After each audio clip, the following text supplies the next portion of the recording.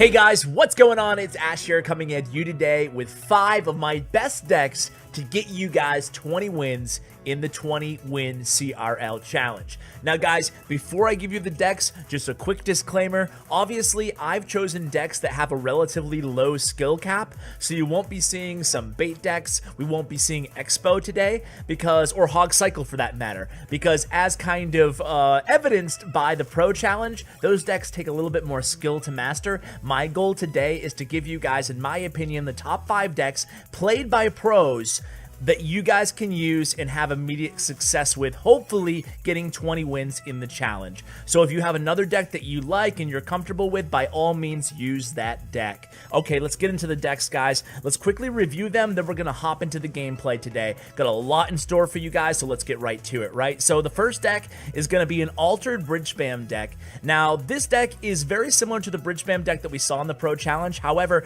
this is the Pompeo version.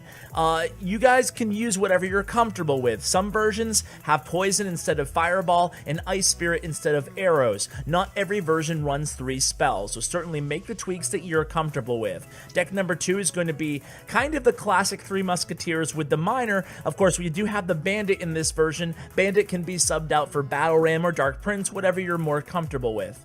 Deck number 3 is going to be the P.E.K.K.A deck. I love this deck. You guys know how powerful this deck is. It's been at the top of the P.E.K.K.A decks as far as win percentages on Stats Royale since really the meta shifted about a month ago. So this is a really solid deck. And we're going to see Botchum play what Botchum does, right? Lava Loon. Now, if you guys are annoyed by the spam, you want a better kind of answer to the spam decks going around, feel free to sub in your guards for the Goblin Gang. Otherwise, really solid deck. And the last deck is going to be the classic. This is going to be played by Flobby in today's video. It is the Golem Double Prince deck. Now, we've seen so many Golem decks out there, so feel free to go ahead and substitute as you will. A lot of people have been removing the Dark Prince, substituting him with Lumberjack. Feel free to use that version. I see some people, even Diego B, most noticeably recently and competitively, using Poison instead of Dark Prince, so he has the 3 spells, that kind of versatility. Even some people subbing in mini P.E.K.K.A for Dark Prince. So the rest of the deck is generally the same. But anyway, guys, let's go ahead and get to the pro gameplay, talk about all these decks while we see them in action.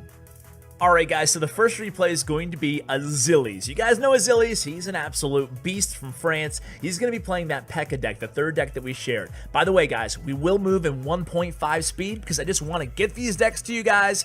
You can get a feel for how they work, and if you want a more in-depth strategy guide, I'll link the full videos with the pros on each of these decks for you guys in the description below. So here you go with this deck. Obviously, you want to start out the match by setting the table with your Goblin Hut. Set the table, Goblin Hut, it's going to give you a nice kind of base to build off of throughout this match. So especially in the first 2 minutes, make sure you're cycling your Goblin Huts. Be rather a passive, identify your best counters to the opponent's best win condition, right? It's as easy as that. Then once you identify their deck, and this is going to be a common theme, pretty much every deck that we talk about today, and once you identify what deck they're playing, you can punish them. And you saw Azilies absolutely demolish this guy, Clothy there, and this was a 12 win. By the way, all of these matches will either be competitively done or a 12th win of a grand challenge, so you guys can see kind of what you're up against. So here, we can just go ahead and fast forward. At this point, Azilies has it in the bag. You can see sometimes on one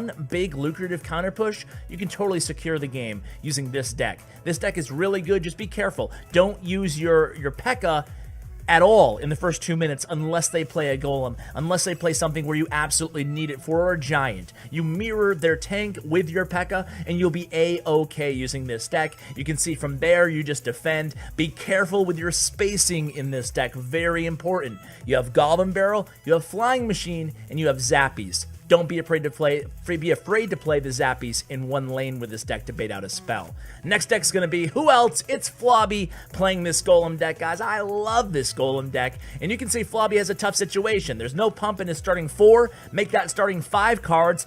Pump is going to be one of his last cards. So what is he going to do? Well, he's going to defend and cycle. He's dropping off the Prince in the back here. Started off with a Baby Dragon. If your opponent was to pump up, and you don't have an answer for the pump, and you don't have a pump of your own, Flobby recommends playing the Baby Dragon into their pump if they drop it in front of their king tower. So here we go. It's going to be a big push in the right lane. We have the golem down, but first we have to answer against this giant, and he did a great job activating that king tower, which is exactly what you're supposed to do with the tornado, especially in a situation like that where you can tell they're not going to be able to support that push. They have to worry about your golem on the other end. Speaking of the golem getting a lot of damage, now another tip from Flobby, guys, is make sure you're supporting your pushes even when the golem dies and turns into golemites. And you can see he did that there, adding in that Dark Prince. Of course, the opponent did have a good answer in the minion horde, but you guys get the point. Sometimes people will just stop their push when the golem dies and splits into golemites. But oftentimes, Flobby says that's when you get the most value. Another great Mega Minion there. Unfortunately, he is going to have to NATO this giant down, but look at this. The opponent sends in the miner. It's okay. We're going to answer that miner. With this deck, you can take a bunch of damage. You can see how Flobby lightly defends the opposite lane. Doesn't go all out on the defense, and he's able to actually come away. Oh, just barely almost getting that tower down. I was going to say he took it down. 503 HP left, and just doing what we just said again, guys, right? He went in there with that prince afterwards, forced a Night Witch out of the opponent's hand, and it ended up working out for him very well. Now he has the giant and the Dark Prince. All he needs to do is NATO this giant away, and he will finish off the match. Beautifully done by Flobby. Another great player against a 12-win match there. Now this one is from the Pro v Pro, guys. If you missed this Pro v Pro, you should check it out. I will link it below. It was that one guy versus Pompeo. So here's how we do it on CWA. The winner of these Pro v Pros stays on. Pompeo's beat Sergio Ramos. He's beat Mini Minter. He's beat One Hive Hunter. He's beat Surgical Goblin. He's won 6 in a row. He beat that one guy. Spoiler alert for you guys. And this was the deck that he used. This is the first deck that we covered, by the way. It's the Bridge Spam deck. So if you guys are good with Bridge Spam, this is a great deck. You have 3 spells at your disposal. Obviously, use the best spell for the given situation. If your opponent drops a minion horde on your bridge spam, use your arrows, not your zap. Just make sure you're using your spells efficiently. You have 3 of them, so you have an answer to everything. Don't use your arrows on bats. Use your zap on bats. You know, easy stuff like that, right? And you can see Pompeo's going to do a good job of kind of feeling out his opponent early on and then picking and choosing his spots when to go super aggressively with the spam. So here it comes. It's a battle ram into that golem there. Boy, on double time speed or time and a half speed, it looks like it's moving really fast. Not moving quite that fast, guys, but we're going to be leaning on our Inferno Dragon, obviously, to take care of any tank that you go against with this deck. Now we're going to be going against a Hunter here. Great fireball value. The Inferno Dragon, is he going to get to the tower? He barely got to the tower. Did not, actually. Mega Minion intercepted. Mega Minion is down, though. That one guy is speechless. Wow, I can't believe that Inferno D took care of that Mega Minion for him. So here we go. It's a good fireball from that one guy, but this is going to be a big final push here for Pompeo. Is he going to get to it? That log kind of stymies his push, but then here comes the Dark Prince into the troops. Man, this is fast when it's time and a half. All right, so the Inferno Dragon locks onto that tower, get it down to 334. All he needs is 2 spells. A fireball and an arrows will finish this off, or a zap. Yeah, zap and arrows. He needed all 3 of his spells to get the job done. That was a close match. That whole Pro v Pro, guys, was incredibly close. Moving right along, it is the Lava Loon champ. Who else would I show, guys? Who else would I show for Lava Loon? It's Botchum. Now remember, guys, I said we can substitute Skarmy for Tombstone if we want to, and Guards for the Goblin Gang. All right, so each of those cards have their own strengths. Play a card that you're most comfortable with. Okay, if you have both, if you have Tombstone and, let's see, Goblin Gang, you know, that's going to be what Botchum prefers, but it might not be what you prefer. And Botchum, I've seen him playing the Guards version as well. With all the bridge spam going around, I might actually use the Guard version if I was going to use this deck. Me personally, I'll be using the 3 Musketeer deck that we showed last, played by Surgical Goblin. So here we go, guys. It's a Lava Hound in the same lane as the Golem, but something that Flobby's known to do here is he'll send in the balloon opposite lane if he believes his opponent is out of counters. And in that circumstance, it actually worked out pretty nicely for him, except for the fact that the baby dragon's still at full health on his right tower. So how are we going to come back from this? The opponent has the heavier deck. They're a great player. Latini, a great player. They pump up. How are we going to come back from this, right? Well, it's Nova Botchum, guys. It's Botchum. He's got it under control. I think that German people make fun of the way I say Bochum. I don't, is it Bochum? I don't know, whatever. All right, here comes the golem in the left lane. This time we're going to go really aggressively here in the right lane. We know that Tombstone's going to pull the golem, so let's see how he handled this. Are we going to base race? Are we going to go for the 3 crown? Let's see. He just used his tornado, so that's great for us. And look at all the elixir he spent on defense there. He is going to get our right tower, 45 seconds left. We're going to need to get another big push in the right lane.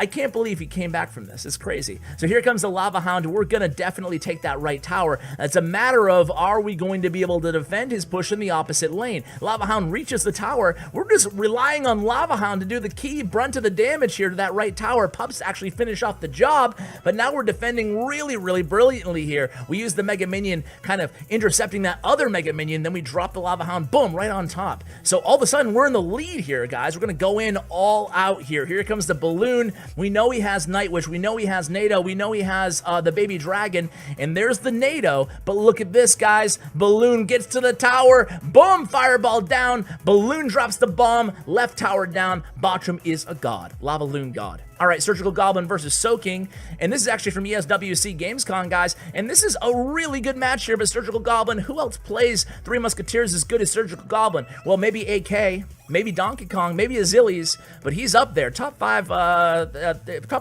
everything, right? Surgical Goblin. Anyway, here he goes. It's a elixir pump, obviously with a Three Musketeer deck. This is the deck that I'm going to be using. However, I will use Dark Prince instead of Bandit. That's my personal preference. I like that splash damage. I like to be a little bit more defensively oriented. So we get the spell out of Soaking. Here comes the Three Musketeers. We have 2 in the left lane. He's going to answer with a P.E.K.K.A. This is kind of an annoying deck to go against, Soaking's deck, if you're Surgical Goblin. He has the P.E.K.K.A. He has the, I think he has Zap as the last card. There it is. And he also has Poison. So he has an answer for really for both lanes of any of Surgical Goblin's pushes here. But Surgical Goblin's going to do a really great job.